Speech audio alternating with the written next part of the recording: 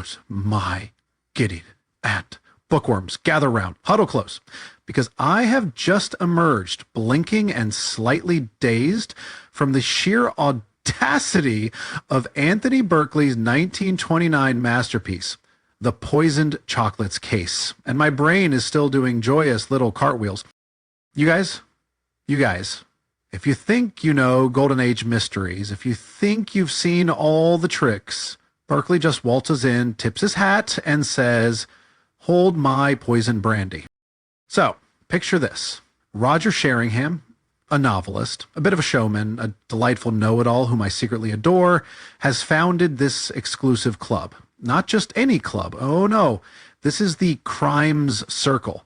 To get in, you can't just like murder. You have to breathe it, dream it, probably have a PhD in obscure poisonings and alibi breaking. We're talking a famous lawyer, a dramatist who probably scripts her grocery lists with dramatic tension, a detective story writer who I bet models his own impassive stares on his fictional sleuth, a brilliant lady novelist, Sheringham himself, and then there's Mr. Ambrose Chitterwick. Mr. Chitterwick, bless his mild, unassuming, nanny goat-like heart. He's the who-me of the group, and even he is surprised he got in. And let me tell you that little detail, chef's kiss. Berkeley, you sly dog. Dinner. Chief Inspector Moresby from Scotland Yard is the guest of honor, probably expecting to be grilled for some juicy, unpublishable case details. But Sheringham, our glorious president, has a plan. A deliciously devious, utterly brilliant plan. He says, look, Moresby's not going to spill any real beans, so, new plan. There's this unsolved case, the tragic poisoning of a Mrs. Graham Bendix. The police? Officially, they've hit a brick wall. They're practically packing it in. Moresby's probably choking on his enormous cigar at this point. So, Sheringham declares, why don't we, the creme de la creme of criminological genius, take a crack at it? Can you even imagine? 6 brilliant and 1 deceptively mild minds all working independently for a week to solve a real baffling murder.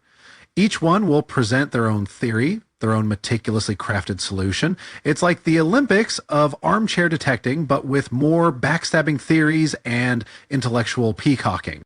The case itself is a doozy. Sir Eustace Pennefather, a thoroughly disreputable baronet, the kind who makes husbands nervous and fathers lock up their daughters, receives a complimentary box of liqueur chocolates from Mason and Sons. He's disgusted, of course. "Blast 'em," he fumes in language that would make a sailor blush.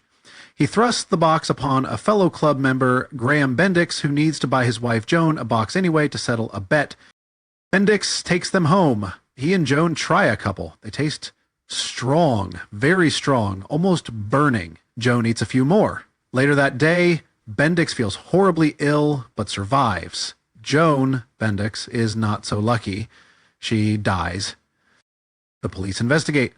The chocolates in the top layer, laced with nitrobenzene, each one with precisely 6 minims. The covering letter from Mason's, a forgery on old Mason's notepaper. The wrapper, posted from Southampton Street. But who did it? Why Sir Eustace? And how did poor Mrs. Bendix become the unintended victim? This is where the book just sings, my friends. We get to sit in on the Crime Circle meetings as one by one these magnificent egos present their solutions.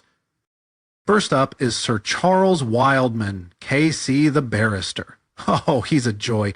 He bellows, he pontificates, he swings his pince-nez, and he builds this watertight case, or so he thinks, based on motive, opportunity, and the sheer audacity of his suspect. He's got facts. He's got agents. He's got a theory that will make your jaw drop. Then comes Mrs. Fielder Fleming, the dramatist, who looks like a cook but has the dramatic flair of a seasoned tragedian. She approaches it from the eternal triangle, cherchez la fond, and finds parallels with the Molyneux case in New York. Her solution is full of passion, intuition, and some rather expensive detective work of her own. And Morton Harrogate Bradley, the detective story writer, oh, he's insufferable and I love him for it. He's got his own detective's methods. He creates a 12-point profile of the killer. based on the choice of poison, nitrobenzene, so obscure, the neatness of the chocolate tampering, the creative mind, the methodical habits, and then, with a flourish of utter glorious absurdity, he proves, well, I won't spoil his first suspect, but it's a moment of pure comedic genius. Then he pivots to a second theory, equally meticulously argued. Roger Sheringham himself takes a turn, full of his own brand of confident deduction, focusing on a psychological impossibility that, if true, flips the whole case on its head. He's got his own investigations, his own avenging chance theory. Then the cool, analytical Alicia Dammers, the modern novelist who dissects everyone else's theories with surgical precision before presenting her own, built on psychological insight and a devastatingly simple piece of evidence that everyone else missed. Each solution is brilliant. Each is convincing. Each makes you think, yes, that's it, they've got it. And then the next person stands up, politely demolishes the previous theory, and presents an even more plausible one. It's an intellectual roller coaster. Berkeley isn't just writing a mystery, he's writing a commentary on mystery writing, on the nature of deduction, on how easy it is to prove anything. If you select your facts carefully, it's so meta, it's so clever, it makes my little book-addled heart soar. And the real solution? The one that finally emerges after all this dazzling deduction and counter-deduction? Okay, spoiler alert if you haven't read it and want to go in completely blind, skip ahead about 30 seconds, you've been warned. It comes from the most unexpected quarter, from our dear, blinking, seemingly out of his depth, Mr. Ambrose Chitterwick.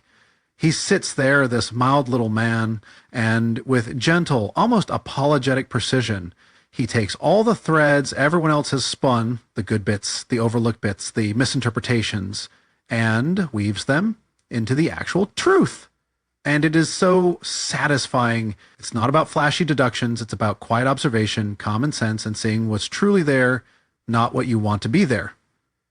His breakdown of how each member was partially right, but ultimately misguided by their own biases or pet theories is just So the Poison Chocolates case isn't just a whodunit. It's a how they think they done it. It's a puzzle box within a puzzle box. The characters are vivid, their intellectual sparring is a delight, and the sheer ingenuity of the structure is something to behold. Berkeley's wit is sharp, his observations on human nature are spot on, and he plays with the reader in the most delightful way. If you love Golden Age mysteries, if you adore clever plotting, if you enjoy characters who are as flawed and fascinating as the puzzles they try to solve, then you need the Poison Chocolates case in your life. It's a testament to the fact that sometimes the most complex mysteries are solved not by the loudest voice, but by the quietest observer. I'm giving this an unequivocal, all the stars, shouted from the rooftops, 5 out of 5, Poison Chocolate. But don't eat them, obviously. Have you read it? What did you think? Which detective's theory did you fall for? Let me know in the comments below. And don't forget to like, subscribe, and ring that little notification bell so you don't miss my next descent into literary madness. Until next time, keep reading like your life depends on it. Bye.